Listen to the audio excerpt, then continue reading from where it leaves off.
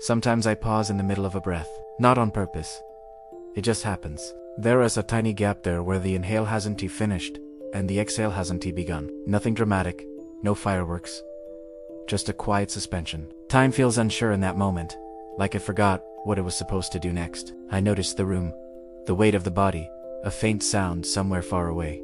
For a second it all feels strangely okay, as if nothing is missing, as if nothing needs to be added. I might be wrong, but that pause feels more real than most of my day. We all know this feeling in some form, waiting for a message, or standing in line, or waking up before the mind has fully remembered its story. There's a softness there, but we rush past it, always rushing, because the mind prefers motion, labels, continuity. It wants to say, this is me, this is happening, this is my life. But what if that certainty is more habit than truth? What if the sense of being someone solid is like background noise we've learned to ignore? I'm not saying this is wrong, I'm just noticing it. Sanatan Dharma quietly points to this. Not loudly, not as a belief, but as a map. One of those maps appears in the text called Atmabodha, which means knowing the self. Not self as personality, not self as biography, but something more basic, like the light that lets experience happen at all. I might be misunderstanding it. Don't believe me. Investigate. But the way it speaks feels less like philosophy, and more like someone tapping the glass and saying, look here, before thought. The sun doesn't become dirty because it shines on the ground. In the same way, this awareness doesn't get anxious because thoughts appear anxious. I notice my own body, the way the spine carries weight, the small shifts as I breathe, the pulse at the wrist. Even the mind seems to have a rhythm. I might be wrong, but these inner patterns feel like tiny mirrors of the cosmos. If consciousness can be thought of as a vibration, subtle, constant, embracing, then Atmabodha is asking us to listen, to notice the subtle movement behind thought, the quiet life that never stops, even when the mind is noisy. What does it mean to say that awareness is the witness? It is not a voice in the head. It does not react. It does not judge. It simply observes. And if this witness is always present, untouched by events, then what is it that we have been calling I? Where does the duo reside when all action arises within this unchanging awareness? I might be wrong. Don't believe me. Investigate. Feel it in the chest, behind the eyes, in the subtle spaces between heartbeats. Atmabodha also hints at the subtle energy in the body and mind. Not decoration, not mythology, but a living presence.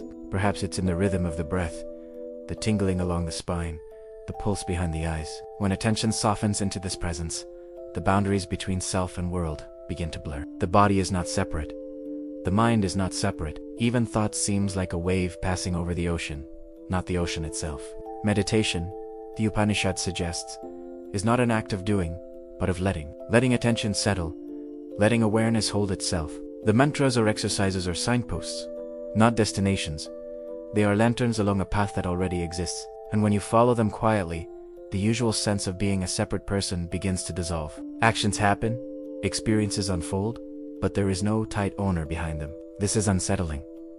Not dramatically, not like a story with a twist, just softly. Because the more you notice, the more it becomes difficult to find a fixed self anywhere. Ebentebadi thoughts, memory of being someone, all pass through consciousness. And yet consciousness remains, unmoved, silent, vast, waiting. I might be wrong.